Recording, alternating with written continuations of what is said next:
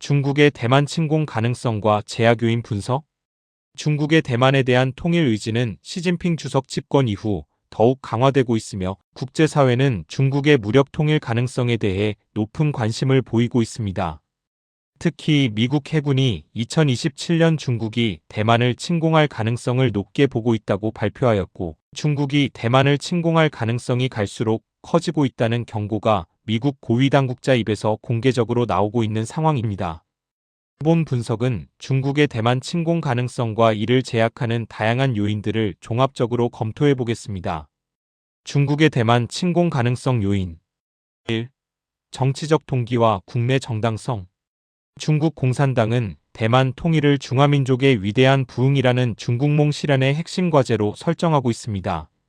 시진핑 주석은 대만 문제를 차세대로 미룰 수 없는 문제라고 명시하며, 이는 중국 공산당의 정치적 정당성과 직결되어 있습니다. 경제 성장률이 둔화되고 내부 갈등이 증가하는 상황에서 대만 통일은 국민들의 시선을 대외로 돌리고 정치적 결속을 강화하는 수단으로 활용될 수 있습니다. 2. 군사력 증강과 전력 격차.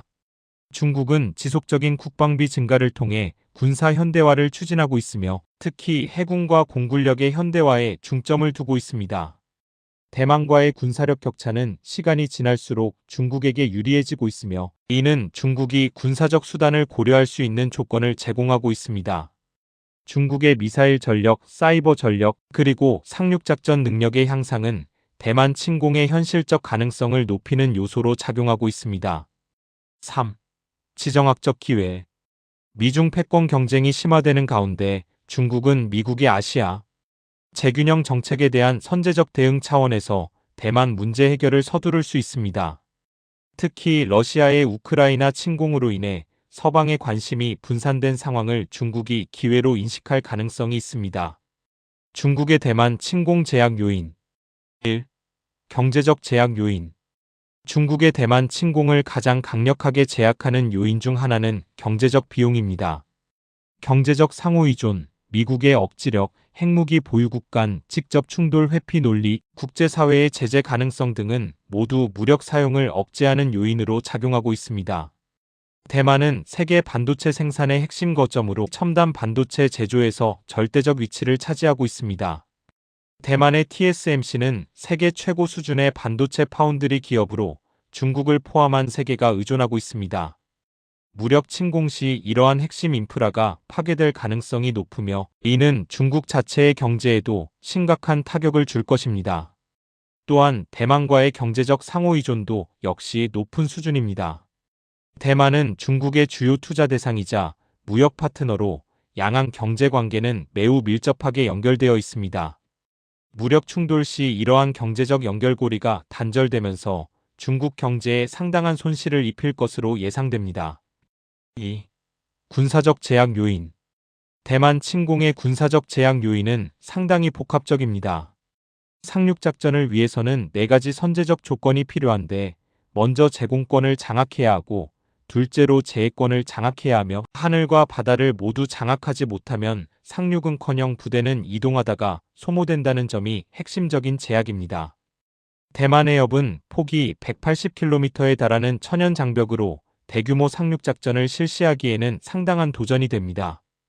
대만군은 미국으로부터 첨단 무기체계를 도입하고 있으며, 특히 대한미사일과 방공체계를 통해 중국의 침공에 대비하고 있습니다.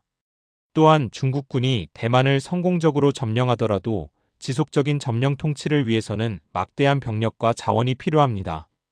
대만의 산악 지형과 도시 환경은 게릴라전에 유리하며, 이는 중국군에게 장기간의 부담을 안겨줄 것입니다. 3. 국제정치적 제약 요인.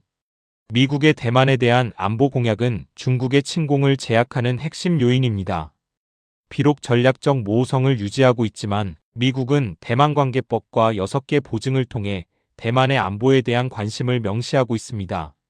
중국의 대만 침공 시 미국의 군사적 개입 가능성은 중국에게 상당한 부담으로 작용합니다. 일본, 호주, 인도 등 지역의 주요 국가들도 대만 해협의 평화와 안정에 대한 관심을 표명하고 있으며, 이들의 연합된 대응 가능성 또한 중국에게 제약 요인으로 작용합니다.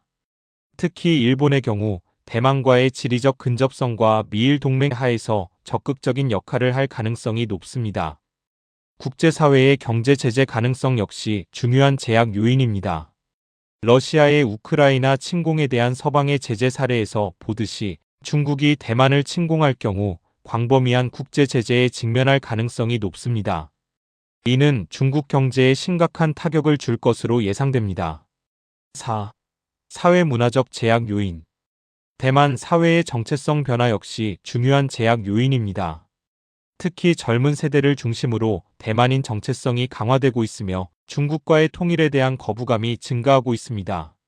이는 중국이 무력 통일을 달성하더라도 효과적인 통치에 상당한 어려움을 겪을 것임을 의미합니다.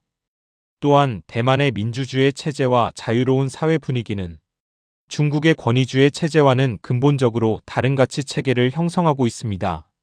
이러한 가치의 차이는 통일 후 사회 통합에 큰 장애물이 될 것입니다. 중국의 대만 침공 가능성은 여러 복합적 요인들이 상호작용하면서 결정될 것입니다. 중국의 군사력 증강과 정치적 동기는 침공 가능성을 높이는 요인으로 작용하는 반면 경제적 비용, 군사적 위험, 국제사회의 반대 등은 이를 제약하는 요인으로 작용하고 있습니다. 현재 상황에서 중국이 단기간 내에 대만을 무력 침공할 가능성은 제약 요인들로 인해 제한적인 것으로 판단됩니다. 그러나 중국의 군사력 증강이 지속되고 국제 정치 환경이 변화한다면 상황이 달라질 수 있습니다. 따라서 국제사회는 대만 해협의 평화와 안정을 유지하기 위해 지속적인 외교적 노력을 기울이는 동시에 억지력 강화를 통해 무력 충돌 가능성을 최소화해야 할 것입니다. 특히 한국과 같은 중견 국가들은 양안 관계의 평화적 해결을 지지하면서도 영내 평화와 안정을 위한 건설적 역할을 모색해야 할 것으로 보입니다.